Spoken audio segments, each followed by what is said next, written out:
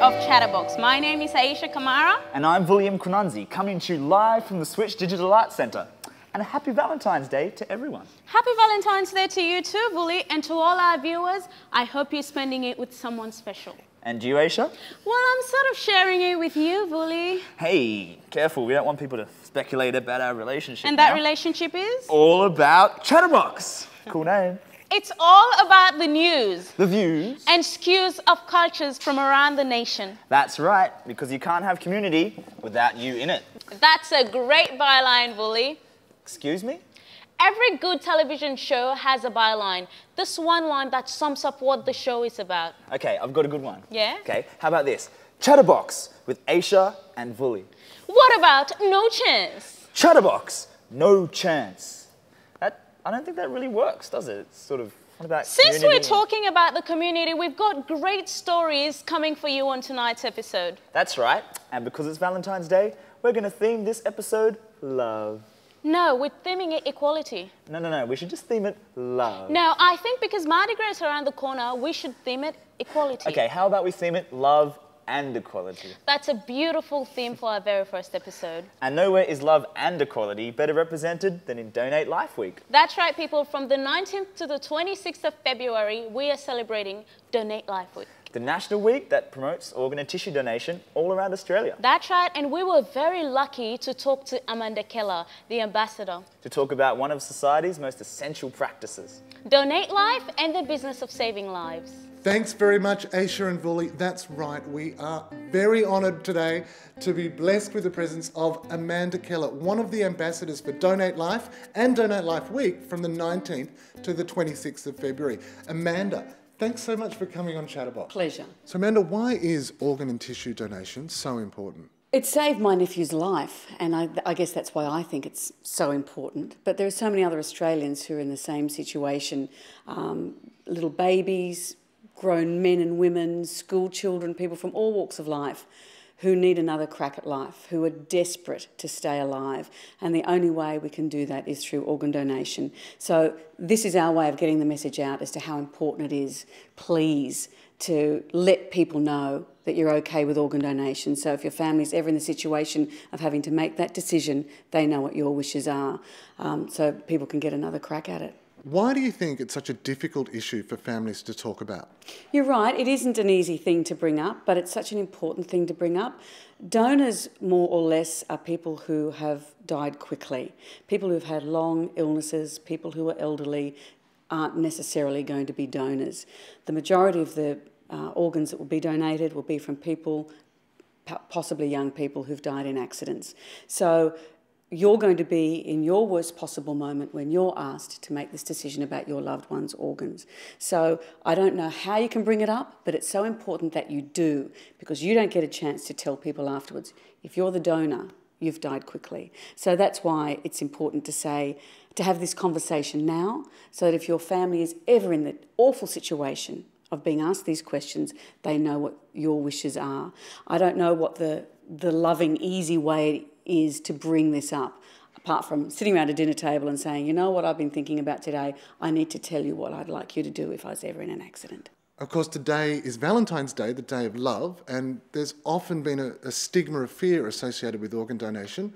How do you think we can spin that fear into the love that this issue is really all about? That's right. It's like, let's hardwire that information into your family's minds. This is what I want to happen. If this ever happens, this is the decision I want made. I've spoken to some parents who've had to make that decision for their children, that their adult children have been killed in accidents. And they've known their wishes. And they have said how lovingly the body is handled, because I think there was a series of urban myths a number of years ago about people waking up missing kidneys, about bodies not being properly dead when organs are harvested. That is not the reality. That is not what happens. And I've heard this firsthand from families who've been involved. Parents are very much, and loved ones are very much in the loop, very much respected, and all proper checks and balances are completely in place. So have no fear that something underhand is taking place. That would never, ever happen. You're one of the ambassadors for Donate Life. What does that involve? I guess my message is to get this message out, have the conversation, sit down with the people that matter to you and say, God forbid I'm ever in an accident, God forbid I ever pass away quickly, God forbid you're ever in a situation where you need someone's asking for my organs. I'm happy for that to happen. So that's the message as an ambassador I'm trying to get out. It's changed my life through my nephew. I've met so many families who are on both sides of the coin here, whether they're donors or recipients. And that's my role, is to get people to talk about it. Because often too, if you may think, yes, this is what I want to happen, but you're not the person that has the final say. It is your family, and their wishes are respected. So you need to make sure that your family knows how you feel. On the 18th of February, we're having a screening for the Film Life project where filmmakers actually have submitted their films to raise awareness for this important issue. How do you think art can help raise awareness for what is such an important issue? I think art is a very important way to do this. Sometimes that can affect the senses in a way that a conversation can't. There was a photography exhibition a couple of years ago that tried to capture all this. And some of the photographs I remember, there was a woman with a baby on her hip and a mountain bike next to them, and her husband had passed away in a mountain bike accident. But their pride in his decision was just evident in this beautiful photograph.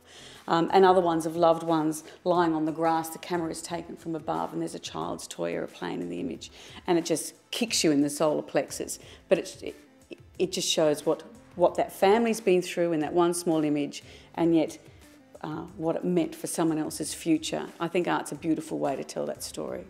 Thank you so much for coming on and talking about such an important social issue. Thanks, Ben.